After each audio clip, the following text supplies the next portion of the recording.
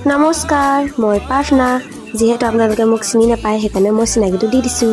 আজি মই আপোনালোকক দেখুৱাম মই নিজেই বোৱা মোৰ চাদৰখন, যিখন বৰ্তমান মোৰ দহি বাতিও কমপ্লিট হৈ আছে।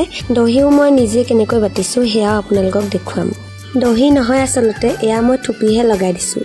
ইয়াৰ মেখেলাবোৰ যোৱাবাৰ গৰম বন্ধতেই বোৱা হৈছিল, কিন্তু গামোচা দৰকাৰ হোৱাৰ বাবে মেখেলাৰ পিছত আমি গামোচা লগাই ল'লোঁ। যিহেতু স্কুললৈও গৈ আছিলোঁ সেইবাবে আমাৰ তাঁত লগোৱা হোৱা নাছিল।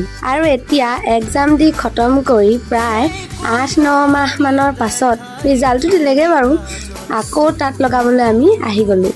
এয়া প্ৰথম চাদৰখন কমপ্লিটকৈ বৈ এতিয়া মই দহি বাতি আছোঁ। আৰু এইখন অৱশ্যে মোলৈ বুলি লৈছোঁ।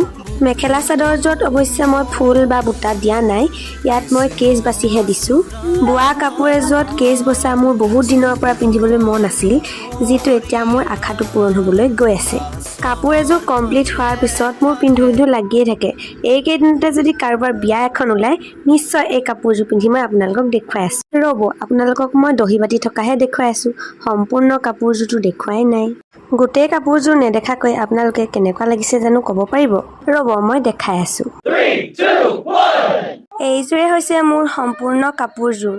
ইয়াৰ মেখেলাখন আৰু চাদৰ পটিবোৰ মোক মায়ে চিলাই দিছে।